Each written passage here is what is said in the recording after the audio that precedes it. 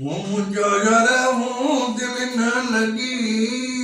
न खैर में मोटी वञा तो गोठला मोटी वञा तो गोठला हो दिल ते कदूं नहीं चोटला मुझा यार हूँ दिल न लगी न खैर में मोटी वञा तो गोठला साधो सचो जणो पाण उत जन के बिए समझूं दोखो दगा कयूं प्यार में हो दोस्ती अची ॾई ओटला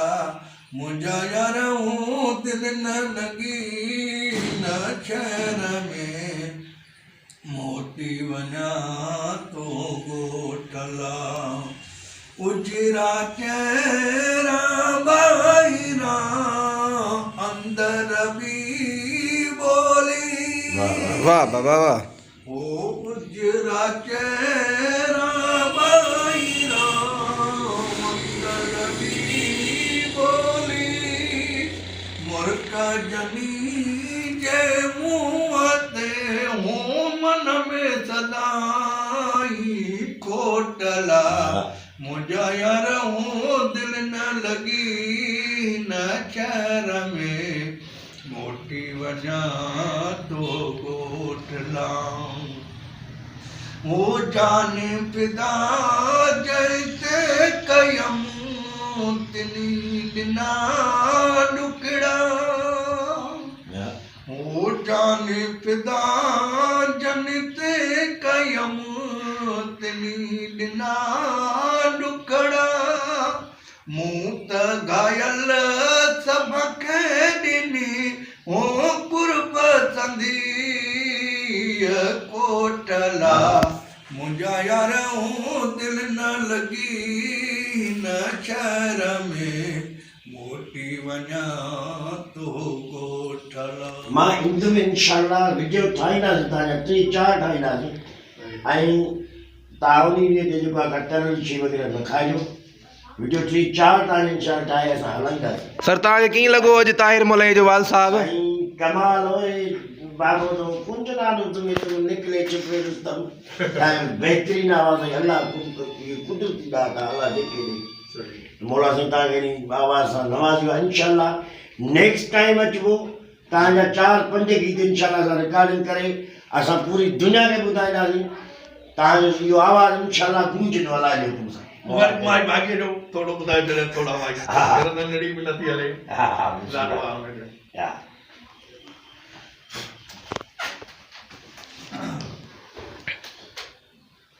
वो अतियों पे नरड़ी काड़िया कुआताला माड़न में किया विया माड़न में किया विया अलावे तवगा किया पाया अधूरी कड़िया कुआताला माड़न में किया विया वो लोई लोई नाचो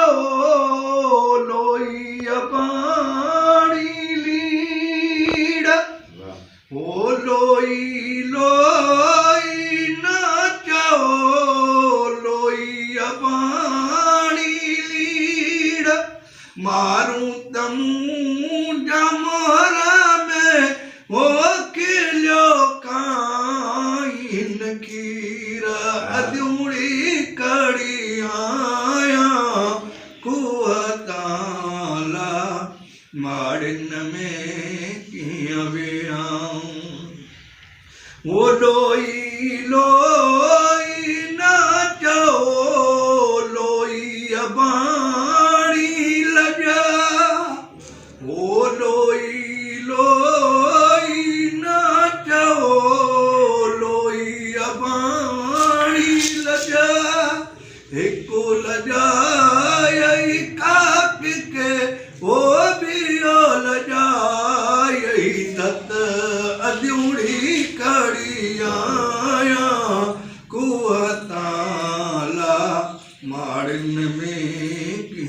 वियां माड़िन में किया विया अला वेत वगा किया पाया अधूरी कड़िया कुआताला माड़िन में किया विया वो पाड़ा पाड़ा ना जाओ पाड़े ना यूं पाड़ वो पाड़ा पाड़ा ना जाओ पाड़े ना यूं पाड़ पांजो मुहन जो धड़ो हो सांगी वितारा किया अधूरी कड़िया कुआताला माड़िन में किया विया। वाह वाह वाह वाह वाह क्या बात है। अस्सलाम वालेकुम दोस्तों, इहो हुयो मुंहिंजो वाल साहब, मुंहिंजी जिगर, मुंहिंजो जान, मुंहिंजी दिलि जी धड़कन। तव्हांखे कीअं लॻो? अगरि वीडियो पसंदि आयो हुजे त हिन वीडियो खे तमामु घणो शेयर कंदा।